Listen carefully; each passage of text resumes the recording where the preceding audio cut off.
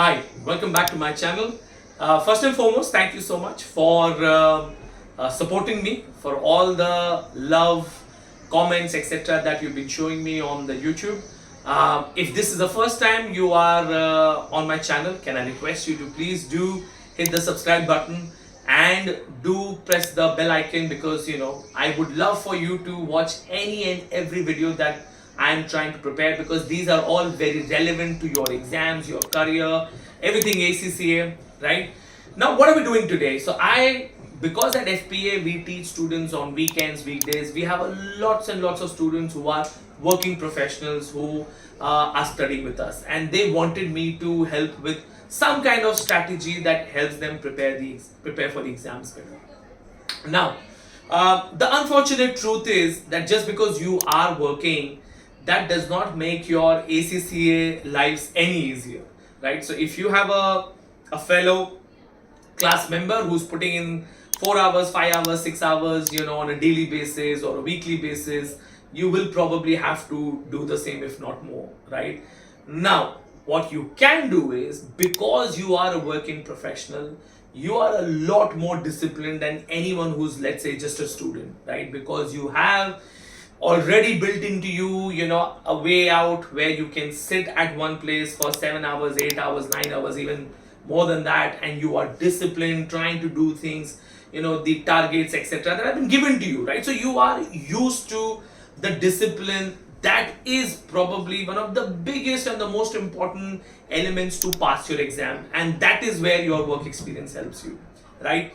So if you want to really study, first and foremost, make sure that you are starting to block your calendars, right? So you obviously have to plan first, right? So let's say you are working Monday to Friday, make sure that you are blocking your calendar every day, an hour, hour and a half, 2 hours, whatever time you can get. Look, I don't want you to make your learning experience harrowing, but at the same time you still have to put in the effort, right? I always believe that if you do one paper at a time, if you do an hour and a half, 2 hours daily, and then you put in as many hours on the weekend, you will be fine, right? So block your calendar. Why block your calendar? So that then no one else can come and disturb you during that period. Lock yourself away, go to a library, make sure that you are away from all the possible distractions, right?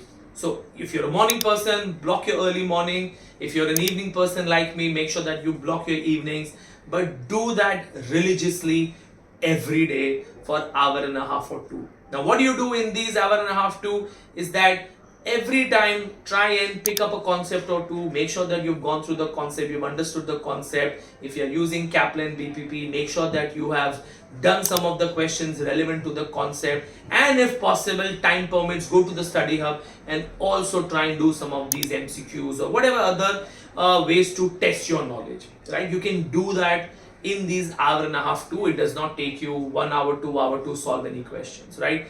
Do that so that on the weekend you can actually do the longer questions, let's say section C questions, or for that matter, P-level exams, the long questions.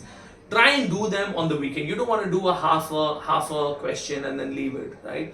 Make sure that whenever you are doing the long questions, do them when the time is available, right? But on a daily basis, go for the smaller concepts. Make sure that you build up to your weekend by making sure all those concepts are done, so that on the weekend you can start to do a much longer question, right? And this is where I'm coming to on the weekend, because during the week you've done these. On the weekend, make sure you've done as many questions as possible from the exam kit.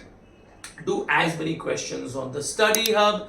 Make sure that you at the same time are using the CBE platform, because this is one of the most important tips for my working professionals, because we obviously feel that we've done Excel and we've done Word, we don't need it. But trust me, the CBE platform is very different to your regular Excel and Word, right?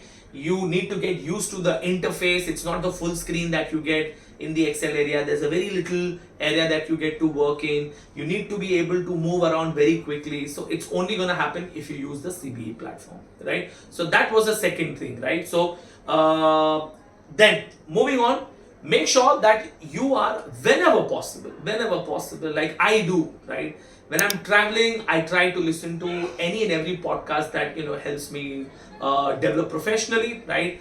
Maybe that's what you can do. You can listen to or watch YouTube videos. There are plenty of really good faculties or channels which you can follow. Unfortunately, I do not have many videos, and if you write to me and you tell me which subjects you would like me to help with, I would be happy to come up with those videos. But until then, please feel free to watch videos on YouTube, or if you are interested, you can connect me at FPA, and I can get you some access to our pre-recorded content. So go through them, right? So that you're not wasting your time just listening to a random music, right?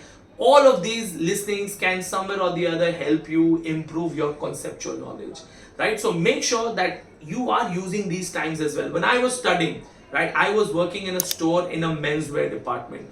Believe you me, I was at a till, where the cash counter was. I used to book under that counter, so that whenever my boss was not around, or whenever the customers were not there, I will just pull out a book, look at a few concepts, understand. Even if it is a numerical, I will just see how it is being done, so that when I get home, I would practice it and I will be able to crack the exams, right? And trust me, I was not one of those geniuses.